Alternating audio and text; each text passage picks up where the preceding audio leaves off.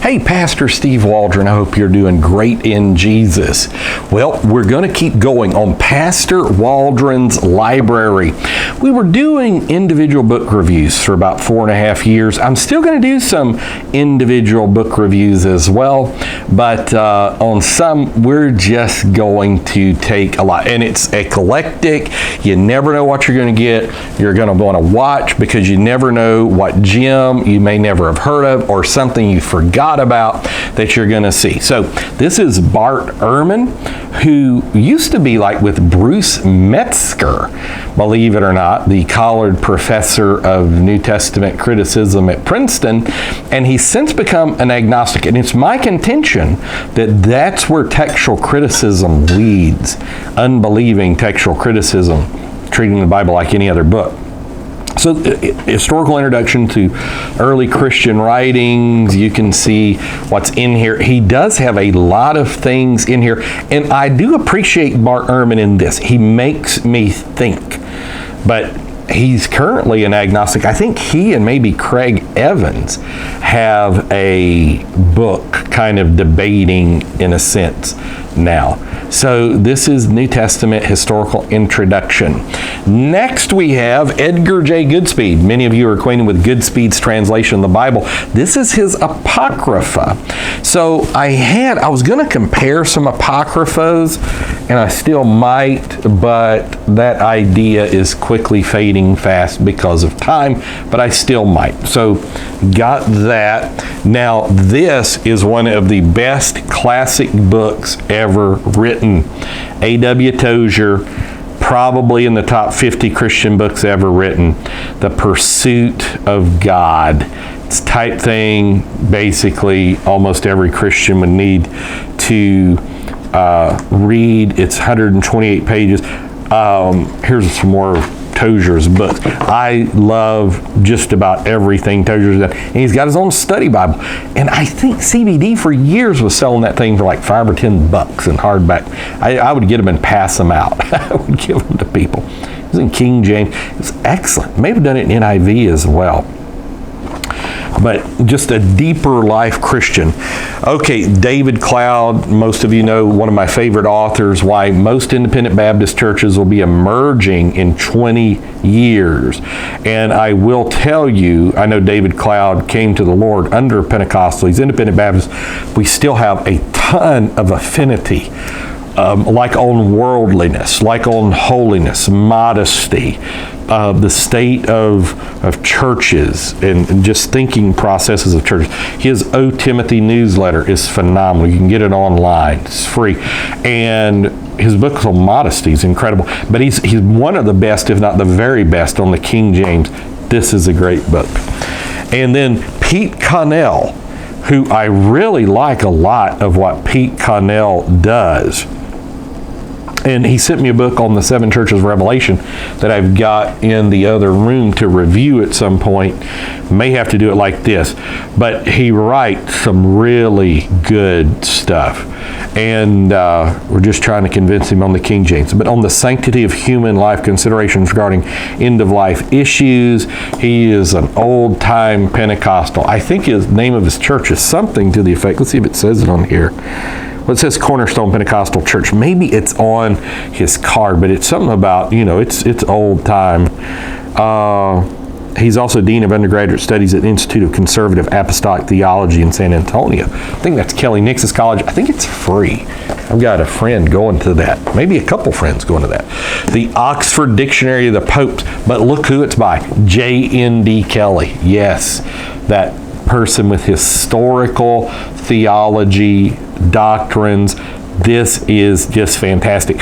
I love studying the popes. Now, one of the best things, if you can find like an old Haley's Bible handbook before the Billy Graham crusade actually took the stuff out, had amazing stuff on the popes.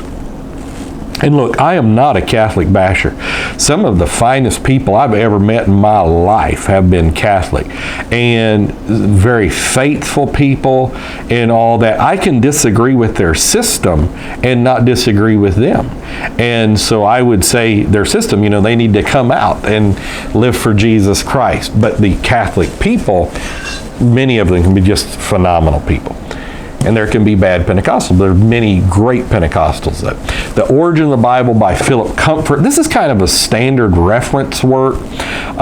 Comfort, he really kind of doesn't like the King James, doesn't like the Textus Receptus, on and so forth.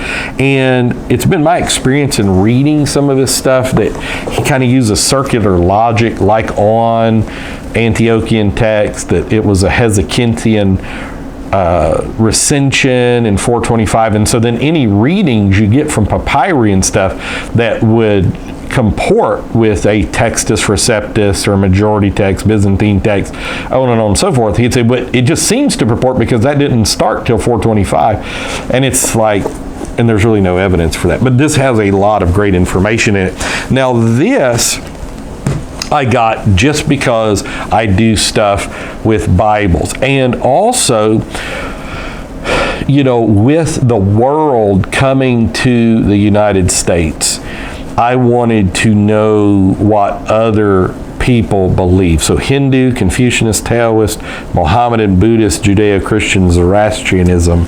And so the Portable World Bible, it's kind of fascinating, kind of interesting.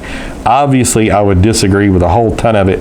I did appreciate what C.S. Lewis did one time, where he showed like most of the world's religions. I'm not talking about, you know, maybe certain animist religions and obviously satanic and voodooism, but they would all agree with the golden rule and these type things. Look at this, the New King James Version in the Great Tradition by Art Farstad and Dr. R.K. Harrison, who is an incredible scholar.